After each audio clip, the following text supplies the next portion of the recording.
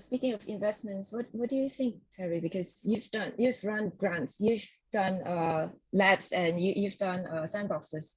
What would be the most important investment to make, you think? Because it's that simple and that hard. If you invest in the right people, they will be driven to learn any skills or capabilities that are needed of them. If you can invest in all the technology that you want to, but if it doesn't work for people and they don't know how to use it, then it's been a very expensive investment in some very interesting technology. But, you know, if you invest in your people, I just think that innovation has to happen with people, through people, and for people. So I just keep coming back to the people bit. I think the other big mistake is people think that, you know, if they buy lots of technology, they're innovative. Of course they're not. So, you know, yeah, I mean, invest in people, get the right people. And by invest, I mean, not just getting the right people to start with, but continuing to invest in them. I just think that's where it all starts and ends. Yeah, I agree. Serena, you want to add anything? Yeah, so from a viewpoint of, you know, like from I had zero tech, right, to now, right, I'm considered a veteran. Okay. I think that my journey has, and people ask me all the time, right, you know, I'm keen on legal tech, you know, I am, you know, just about to graduate, what should I do, you know, what should I learn? And I don't actually tell them coding, right? Because when you come out of law school, actually you know very little about how practice works. Okay, so for myself, my best investment was actually the 11 years that I had in a law firm, because I know the pain points. And when you know that and you can actually feel that, you actually will be motivated to actually solve that, right? And that gives me a lot of pleasure to know, right, okay, I can solve this pain point. I know this, and I just have to now think about it differently. So when I see legal tech, to me, the legal is more important than the tech, okay? And that's what makes legal tech special, right? Because tech, we can go and get a good developer, and they could be a man. I'm cool with it, okay? But they don't have that ability to see that intersection between legal and tech, right? So I do think that it's very hard to build something good when you just come out of law school. The only thing that I see people building that's, you know, that may be worth something is actually the research bit, because that's what you learn in law school. You learn a lot of law in law school, but you don't know anything about practice, and you don't know about the pain points and all the different areas. So that's my take on, you know the legal stuff well, see the pain points, and then from there you can build something, you know, spectacular, because you really know how it works. Well, thank you for that. I've done my little bit of research as well. And yes, about people and about being in the legal practice, and that experience would really help. So my little bit of research, and this is me spewing out numbers now. So the number of women legal practitioners have been steadily increasing over the years. And Australia have 53% female legal practitioners. Singapore has 43%. And Malaysia has 55% of female legal practitioners, right, as of February this year. How do you think this would impact the legal innovation and legal tech scene across your countries, as well as the APAC region in general? I'm happy to kick off. I think the impact has another layer to it, which is, my answer to that is significantly, if women are in leadership roles. And the reason that I say that is there was a piece that was done, well, there's been many pieces on this, but quite recently by Harvard Business Review, and they looked at senior women across all industries, so not just legal, and they found that if there were women in senior leadership positions in an organisation, it was more profitable, it was more socially responsible, it provided safer, higher quality customer experiences. They increasingly embraced transformation while seeking to reduce risks. They were more interested in research and development. And if you look at all of those factors, in many respects, they're the things that law firms today are aspiring to be. So, right? So it's kind of like, that's why I think that if you have the women in those positions, you're going to see much more diversity of thought and approach that will lead to better business outcomes. And that part of it, the better business outcomes is now, I think, empirically very well established. So leadership, women in leadership roles, absolutely critical. It's not just throwing warm bodies into an industry, but it's also putting them in a leadership role. Do you have any input on this, June and Serena? I think from my point of view is that women are more empathetic. So we are more sensitive to the problems, to the pain points. So if let's say there are more women in this space, there could be a lot of problems that perhaps previously we didn't notice that it exists, that is being tackled by women, because it is just like how we are born to it. We are more sensitive to it. So this is just my thought. Yeah. Yeah, I completely agree with TERRI. Yeah, that it's about the leadership, right? And also speaking from my point of view, and I think today, because we also have an arm that does startups, legal startups, the number of firms started by men compared to women, the men far outweigh. So yeah, that's I don't know. The statistics were interesting that there are not many women in the first place, or less. 43% is like, what happened to the women? But yeah, they need to be in. And the nice thing is today, if nothing more, it is just so easy to actually do something on your own, right?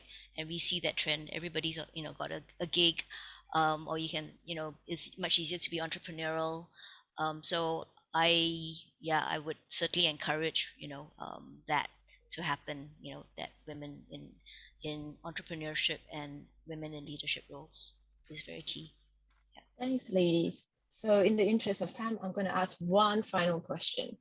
What would be the next step to take if any member of our audience would like to venture into legal tech and legal innovation full time? So a golden nugget from each of you. Interview more. Okay. Oh, sorry. Yeah. Go ahead, June. All right.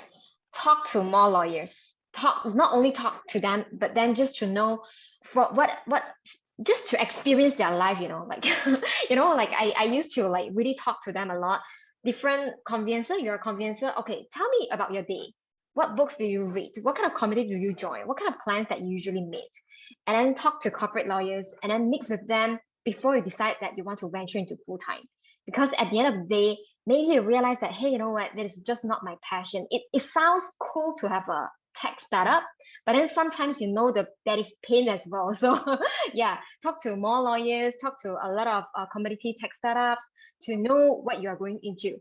My advice is always, before you go full-time, always try to do it part-time, try to get to have more friends who is in the same direction as you, up until that you are so certain that this is the thing that you're going to commit for the next 5 years, then turn it into full-time. Yeah. Serena, TERRI? Julie? Yeah, so I come from the, if you're a lawyer and you wanted to go into legal tech, right?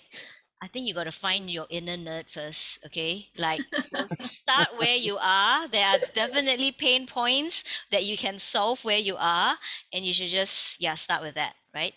And see whether, So, you will find, I didn't know I was a nerd until, because I grew up in a non-computer age, but it could be in you. It isn't for everybody, right? But well, you're certified nerd now.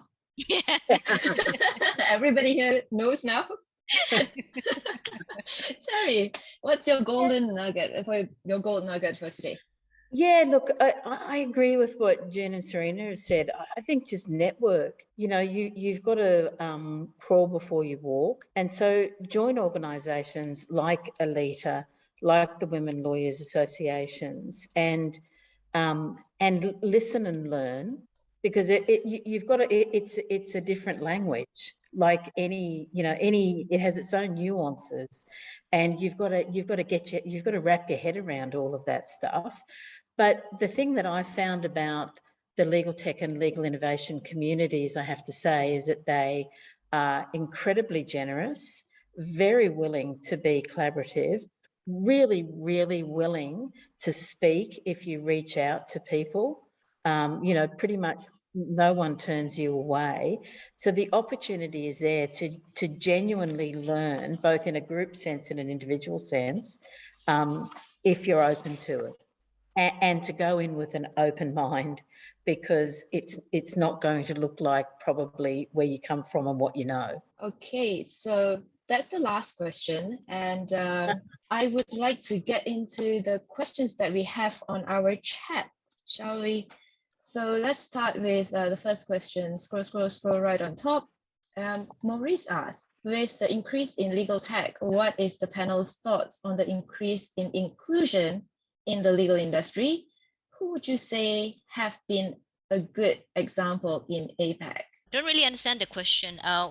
In the increase in inclusion, meaning diversity? Maurice, would you like to clarify a little bit the increase in legal tech?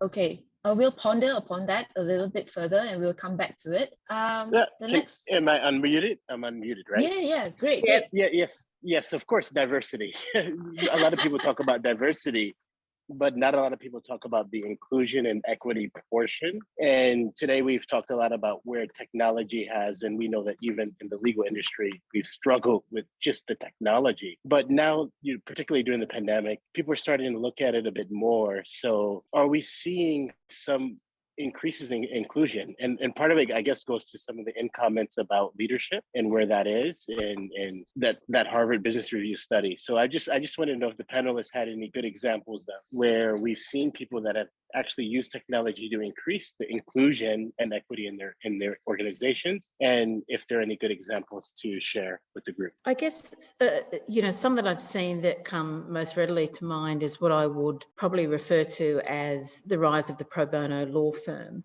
And we've certainly seen technology being used to basically increase access to justice through the use particularly of those organisations. We've seen it used a lot more also in the community legal sector generally. So I guess I've seen it most in terms of improving access to justice, probably more so than I've seen it used in a way that we could call out, for example, in the broader legal industry. So probably seen it most visibly, I guess, there, than in pretty much any other place that I can think of off the top of my head. I'm not sure that's answering your question, but hopefully it is. I've seen in APAC or in Singapore, the best example of that from the pro bono angle and access to justice without needing a lawyer is actually the work that is being done by the Supreme Court. They have got, and I think that is certainly something that they are well placed to do, right? Making divorces easier, probate easier. All of that has got a legal tech angle because it's all about legal documents. And, that's been, I've seen some really good redesign of the processes. And for them, it could meet their ROI, right? Because they are about actually providing access to justice.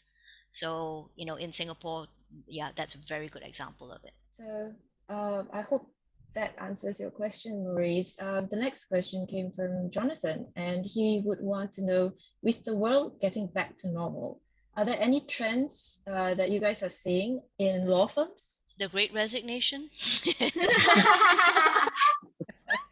It's every law firm has said it is now such a problem.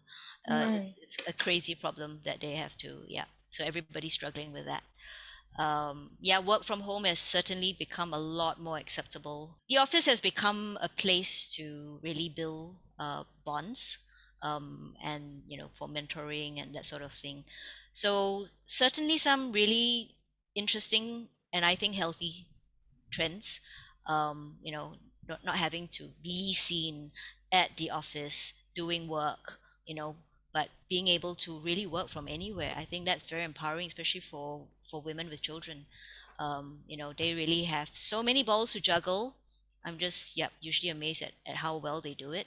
But the tech, I think, mobile apps, etc., is really empowering for them. I think I see a surge of more lawyers to become content creators. They create more contents that not only can help the public, but also majority will be helping our public speaking about specific topic, like for example, if let's say there is certain news happening in Malaysia, Adeline, I'm sure you know about the latest accident, the kid who, yeah, from Johor. So whenever there is a news, a lot of lawyers, they will actually create contents around there. There is actually another side of where they are able to do some marketing and branding for themselves, which I did not see so often before the pandemic. Yeah.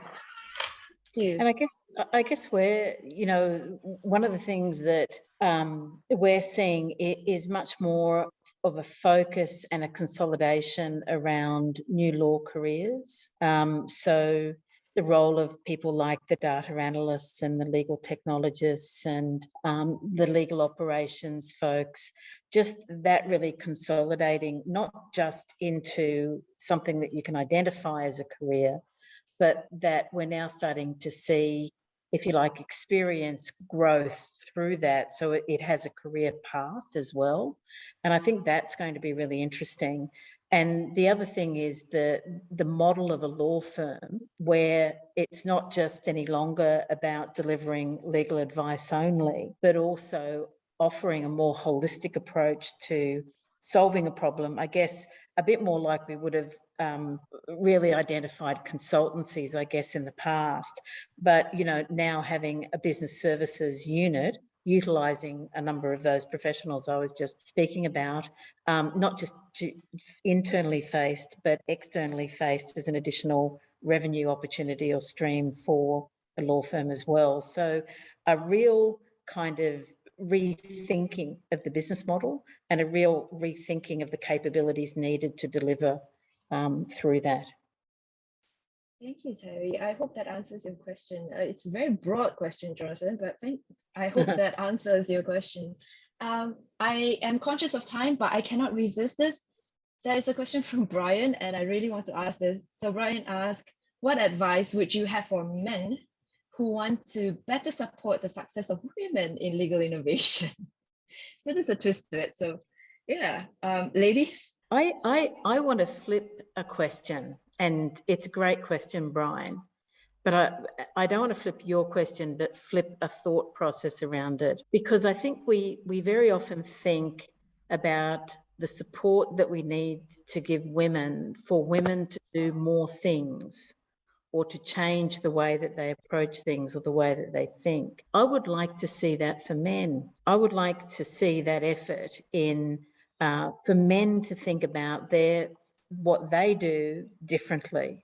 How can they spend more time basically raising children? How can they spend more time ensuring that their mothers and their daughters and their aunts are not paid 15 or 20% less than them, to speak up at those meetings and to say this is not okay, because that means that we could at a later time see our relatives in poverty. And I think for me, as I say, we spend a lot of time focusing on the women, and we should, and I'm not saying that those skills are not necessary, but I'd like to see us also ask many of those questions of men and have them answer that as well.